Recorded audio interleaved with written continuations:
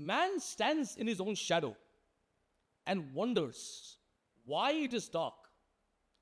My guest is Rahul Joshi, who wants to shed light on the topic of organ donation. Rahul is a marketing professional who has been running a company called SMG Consultants for several years. Rahul, a little bit about SMJ. Thanks, Karl, for inviting me. So I have this company from last 9 years. We are a group of professionals who run this organization. I am the founder, and we work pan-India, helping businesses to grow, not only in India, but international markets also. International markets.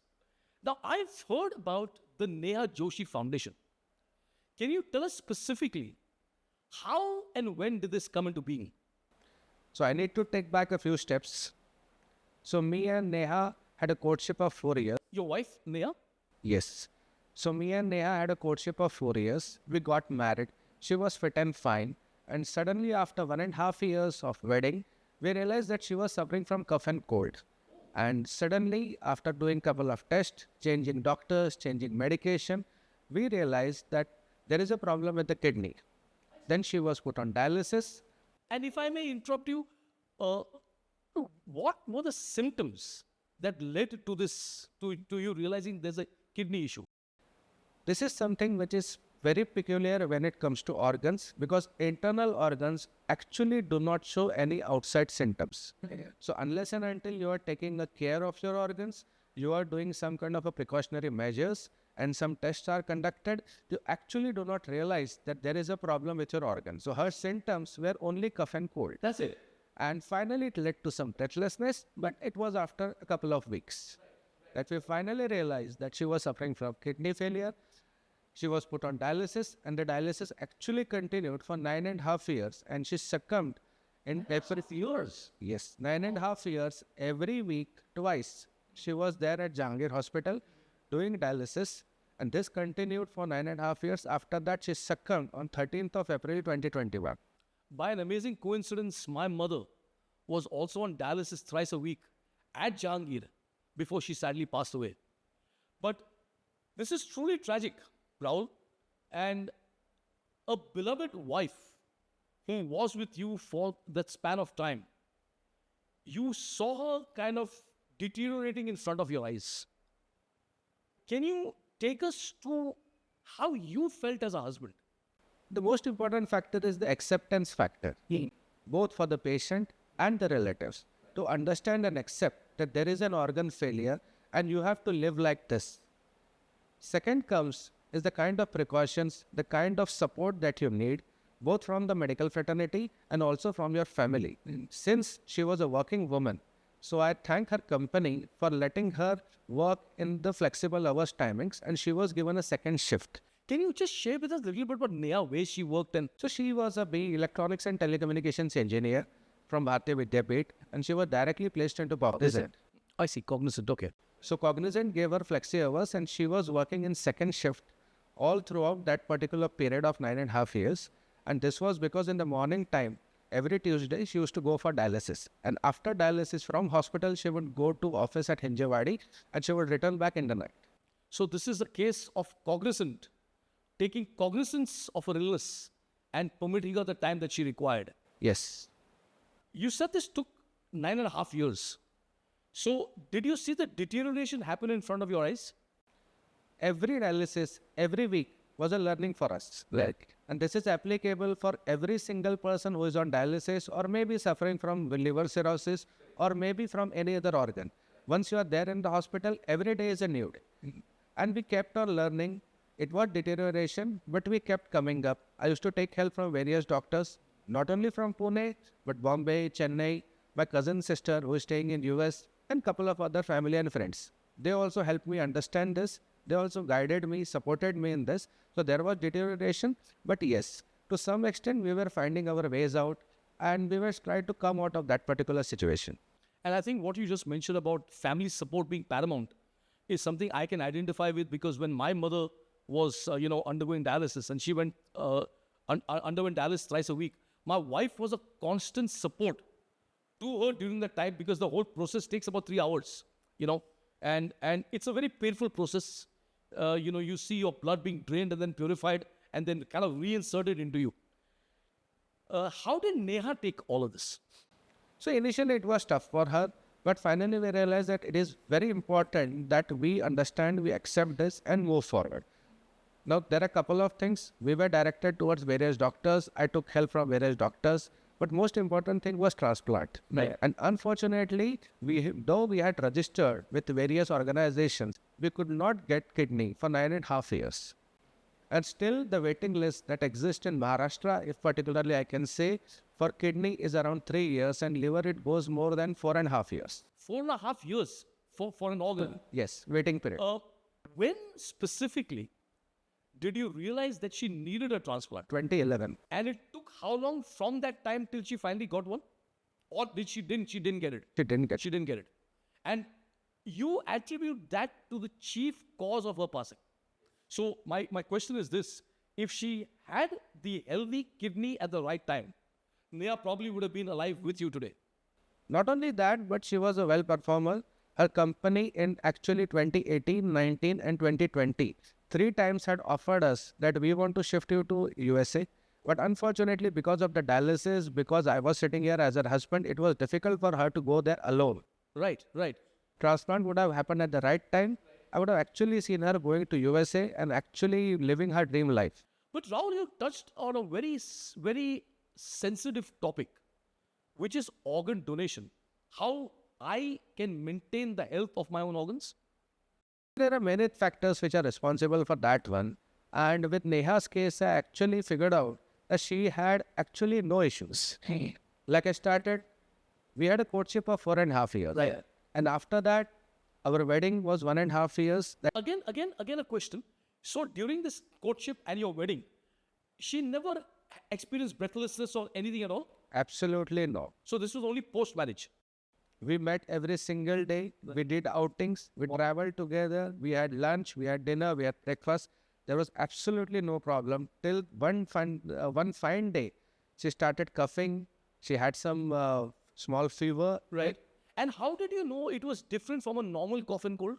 It was not actually acute. The way it happened was that you would go to a doctor. The doctor gives you medications for 5 days. After 5 days, it's not recovering. Right. So you change the doctor, or the doctor himself says that now we need to go for some advanced medicines. So that's how it all started. Because I know for a fact that there's very little knowledge on this subject. Very few people are actually aware. Can you shed some light on how this awareness can be spread? So there were 2-3 things that actually were involved into this. The first factor was that when I lost her in 21, I realized that I was actually working very hard to get the organs. I had information about hospitals. I had the information about the patient's relatives' psyche. I had the information of what are the problems that anybody faces. So I started this NGO thinking that my main goal is to spread awareness on organ donation and also to make people understand that this is an easy process. This is not a very tough job.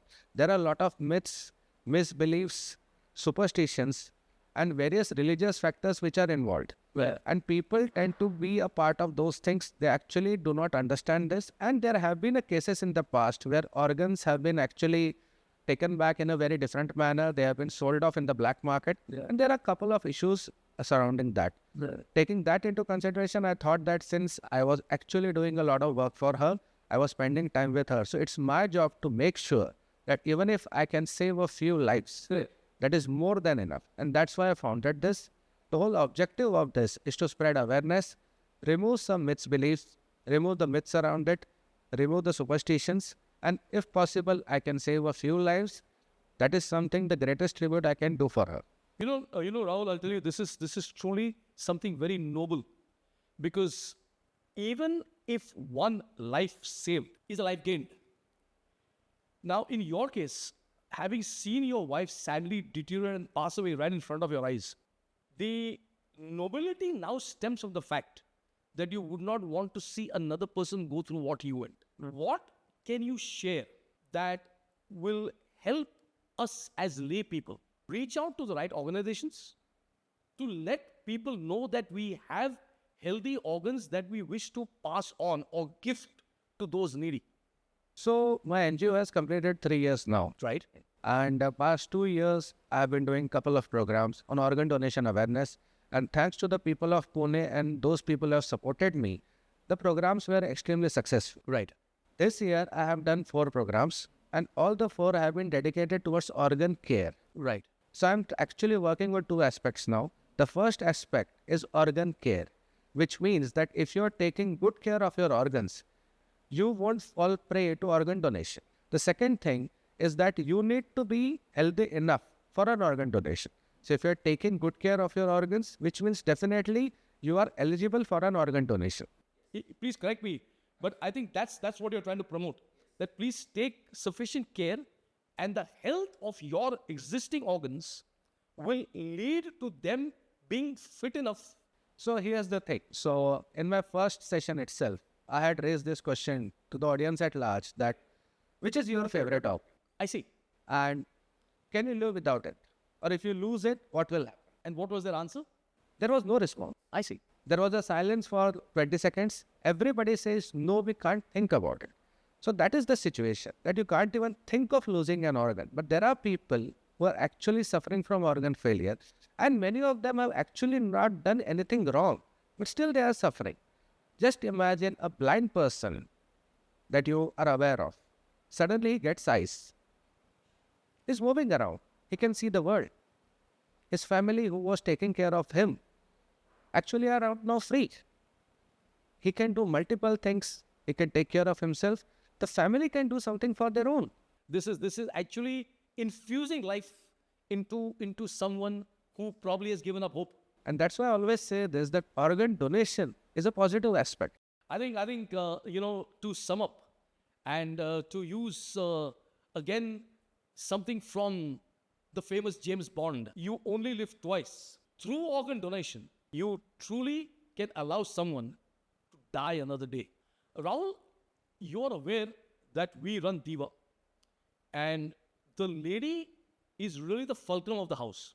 So typically we take housewives, we take working professionals, and we groom them towards loftier pursuits in terms of a dream, in terms of titles like Mrs. Maharashtra and Mrs. India. Now, a lady is the center of a household, which is the right audience to address, so that this thought process of yours can permeate into more households actively. Please shed some light specifically to the ladies. Yes, that's a very important thing. A female, a daughter, a mother, a sister is somebody who controls the house. Right. So if this awareness is spread to the women who are actually taking the care of giving birth to a person, they understand what does a birth mean. So considering that and the kind of role that they have inside the family, if today a woman is aware, she is in a position to influence at least 2-3 families around her. Yes. So I think thank you for sharing this, because each of our ladies is a very strong decision influencer. Like you rightly said, not only in the house, but in terms of which direction the family takes. And for a lady to understand that a healthy organ is probably the start point of life. When she gives birth, that is life. How do you sustain that life? A lady's awareness is extremely important for me. Right. And this awareness can be not only to the woman at large, Right. but also to the people at large.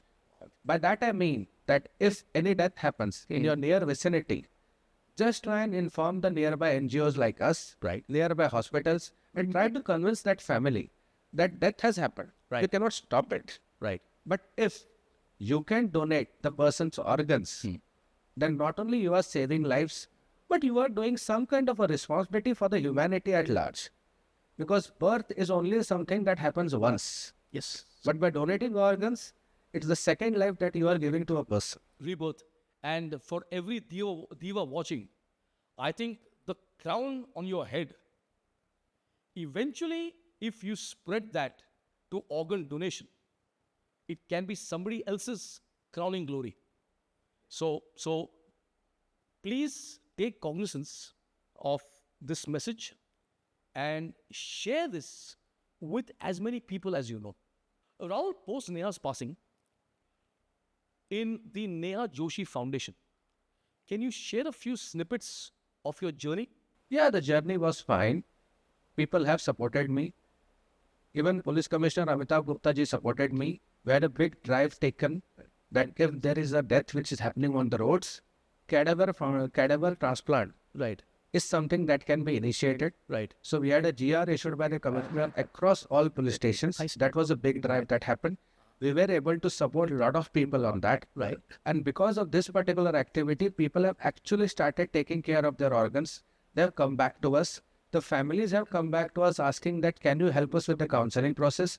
So we have done a lot of counseling. We were able to save 2-3 lives. Not only that, couple of organ donations and body donations have happened past in the last 3 years. Marvelous.